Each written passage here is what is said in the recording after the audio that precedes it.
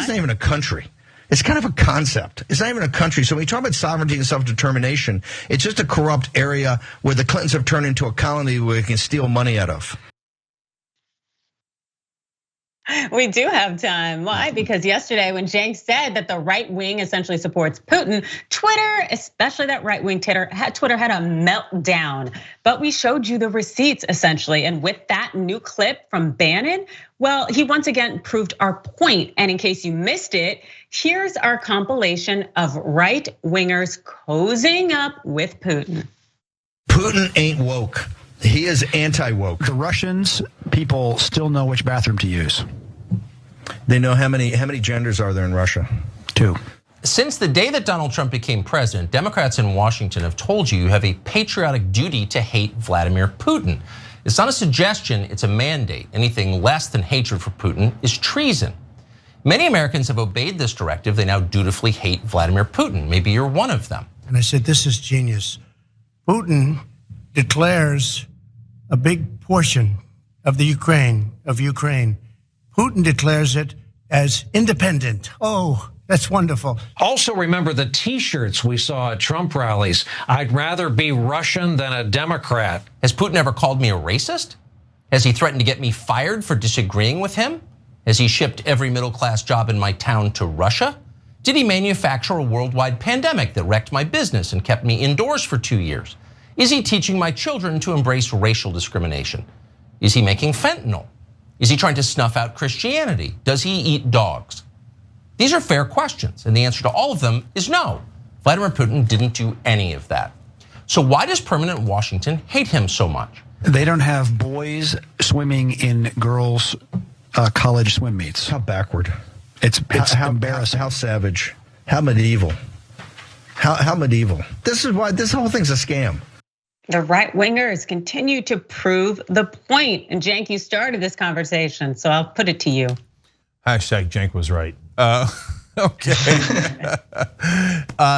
Guys, the reason why the Bannons and the Tucker Carlsons of the world love Putin so much is because he's an authoritarian white leader who says, no, I'm against LGBTQ rights, and is in favor of all of the right-wing positions, both on gender issues, racial issues, on all of those issues, immigration issues, as the right-wingers here. So Bannon has talked a lot in his career about you need a strong man to oppose minorities that are trying to immigrate into this country, and he's unapologetic about it. And so when he sees Putin doing it in Russia, he thinks, attaboy. Tucker Carlson, same thing. And they want those same authoritarian principles here. Who cares who's winning in elections? Putin showed, well, you can begin to snuff out democracy and make yourself leader for life. And that way, we don't ever have to listen to those minorities anymore. That's the reason, among the reasons why they love Putin. By the way, it's not just Putin. They've been doing accolades for Viktor Orban, who's another white, right-wing authoritarian leader in Hungary. And he's also slowly ending democracy in Hungary. Now, given that they are losing power in this country, and they think demographically they will not be able to match the Democrats going forward, they're saying, well, better to be Russian, i.e., in their minds, authoritarian, right-wing, go back to oppressing minorities, and not really be democratic as long as white people are still in charge. And so when I said it, the right wing pretended that they were outraged. And my favorite thing, guys, was they're like, show one example of a right wing pundit or leader supporting Putin. Kind of embarrassing, guys. Pretty obvious. Jackson, go ahead. Yeah, I think that, what's interesting here is that the way the Republican Party and Republican influencers frame their message, they really can't lose with their base, because on the one hand, they push this side of, why do we hate Putin? Has he done this? Has he done that? Really just supporting his moves in any type of way they can. But on the other hand, they say if Trump was in office, Putin wouldn't be doing what he's doing. And I'm seeing that all over the internet, and I'm saying that, all over the outlets as well. So on the one hand, it's good Putin's doing what he's doing, but on the other hand, he wouldn't be doing it. were the clueless bozo Donald Trump in office. So, again, they really can't lose, which is a good thing for them and a horrible thing for them. So, and a horrible thing for the rest of us, obviously. Yeah. It's interesting to me as far as it concerns racism, because a lot of people like to think, oh no, these things just happen in the United States. But if we look at essentially how the world has operated so much, it's like there is racism, anti-Blackness in particular across the globe, no matter where you go. And so it's something that really seems to, it really translates to other nations. And it's something that especially Putin knows that America can get down with. And so seeing all of these pundits really seem to play in to stoke that, it continues to capitalize on the fact that racism is an international currency, and that is something that Putin is using, and that, hey, American right-wingers are really cozying up to, including Charlie Kirk, who had to get his take on the invasion.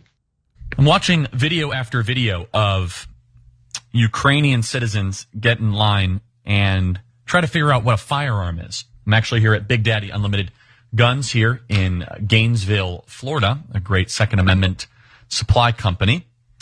And as you watch these Ukrainian citizens, I'm laughing because they really have no idea how to handle a firearm. It really makes you appreciate the wisdom of the founding fathers. And to take a step backwards and to say, wait a second, if Ukraine had a robust Second Amendment, would Putin invade? This is a very legitimate question. I'm not saying this tongue in cheek. Would Putin have invaded Ukraine if Ukraine had widespread gun ownership and a skilled citizenry that knew how to use those guns? Cenk, do you think that Charlie's got a point here? Okay, I mean, there's such clowns. It's unbelievable. And I noticed that both Charlie Kirk and Tucker Carlson both said a very legitimate question. Really? You think it's a legitimate question whether guns could stop cruise missiles? So in that, what is now almost instantly famous video that we showed you earlier in the show, where a Russian warship pulls up to Snake Island, they tell the 13 Ukrainian soldiers on there to surrender, and the soldiers answer back, Russian warship, go F yourself. The idea, and unfortunately what wound up happening there is they launched a missile and all 13 died. They were incredibly brave to stand up to the Russians no matter what. And they all had weapons, they were in the army. You can't stop a missile with a gun. I mean, they remind me of the character in Don't Look Up, the right-wing character who was shooting up at the meteor as it was landing on Earth. You can't stop a meteor or a missile with a gun. And they genuinely believe insane, nonsensical things like that. I think they genuinely believe it, or maybe he's doing it to hawk his sponsor there. But the Tucker's good questions was, he's like, did Putin ever ask me to eat dogs, or did he ever eat a dog or something? And he's like, these are good questions. Are they? Why is that a good question? That's a really weird, random question, right? Did Putin ever racially discriminate against you? Wait, what? Why would Putin racially discriminate against me here in America? Why is that a good question? It's not a good question. You're weirdly trying to make it about race. And then when I point out that you're trying to make it about race, you're like, oh, how dare you make it about race? No, I didn't bring up the dogs. I didn't bring up racial discrimination regarding Putin, et cetera. You brought up all those racial things for no reason at all.